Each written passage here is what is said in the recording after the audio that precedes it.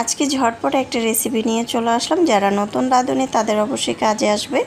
Hello friends, আসসালামু আলাইকুম। আজকের রেসিপিতে স্বাগতম জানাচ্ছি। প্রথমে দেখতে পাচ্ছেন কাঁচা আম অথবা পাকা আম সিদ্ধ করে নিয়েছি। আমি কিন্তু ব্লেন্ডার করিনি, আপনারা চাইলে কিন্তু ব্লেন্ডার করে নিতে পারেন। এটাকে আমি সিদ্ধ করে কিছুদিন ফ্রিজে রেখে দিয়েছিলাম। এখন এখানে চিনি দিয়ে দিলাম পরিমাণ মতো, আর মরিচের গুঁড়া দিয়ে দিলাম। আপনারা চাইলে চিলি ফ্লেক্সটা এখানে অ্যাড করতে পারেন। একটু ঝাল ঝাল হলে খেতে ভালোই লাগবে। তারপর আমি এটাকে রান্না করে নিচ্ছি। দেখতে পাচ্ছেন একদম পানিটা কিন্তু একেবারে শুকিয়ে নিতে হবে। পানিটাকে ভালোভাবে শুকিয়ে নিতে হবে। দেখতে পাচ্ছেন আমি তো কিন্তু খুব ভালো করে সেদ্ধ করে নিয়েছি। এই আমসত্ত্বটা কিন্তু আপনারা সারা বছর রেখে খেতে পারেন ফ্রিজে, অথবা একটি বয়ামে কেটে রেখে দিতে পারেন।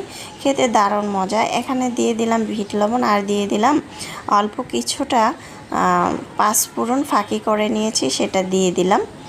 আপনারা না চাইলে স্কিপ করতে পারেন। এখন আমি একটি স্টিলের বাটিতে খুব ভালো করে তেল ব্রাশ করে নিচ্ছি, সরিষার তেল। আর এইটা কিন্তু আমি খুব ভালো করে রান্না করে নিয়েছি, দেখতে পাচ্ছেন।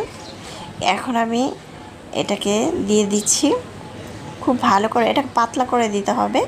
পাতলা করে দিলে কিন্তু ফ্যানের নিচে রাখলেই কিন্তু এটা শুকিয়ে যাবে, অথবা চুলার নিচে রাখলেই কিন্তু শুকিয়ে যাবে, অথবা বাইরে যদি প্রচুর রোদ থাকে তাহলে কিন্তু একদিনেই শুকিয়ে যাবে। এই আমসত্ত্বটা এত বেশি মজার হয়েছে খেতে, আমার বাসার সবাই যখন তৈরি করেছি তখনই খেয়ে ফেলেছে। যাই হোক, আমি অনেকগুলো তৈরি করেছি। দেখতে পাচ্ছেন ফ্যানের নিচে রেখে আমি এটাকে শুকিয়ে নিয়েছি। এখন আমি একটি ছুরির সাহায্যে কেটে নিচ্ছি। দেখতে পাচ্ছেন ছুরির সাহায্যে খুব ভালো করে আপনাদের পছন্দ অনুযায়ী আপনারা কেটে নিতে পারেন। ছুরি দিয়ে কেটে খুব সুন্দর করে এটাকে আমি উঠিয়ে নিচ্ছি। এই আমসত্ত্বটা খেতে এত বেশি মজা হয়েছিল। যাই হোক, আলহামদুলিল্লাহ। রেসিপি ভালো লাগলে চ্যানেল সাবস্ক্রাইব করে লাইক দিয়ে পাশে থাকবেন।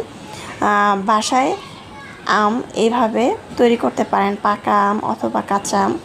এখনও কিন্তু বাজারে কাঁচা আম পাওয়া যায়, চাইলে তৈরি করতে পারেন। আমি আগে থেকে একটু সিদ্ধ করে রেখেছিলাম। রেসিপি ভালো লাগলে চ্যানেল সাবস্ক্রাইব করে পাশে থাকবেন। আল্লাহ হাফেজ।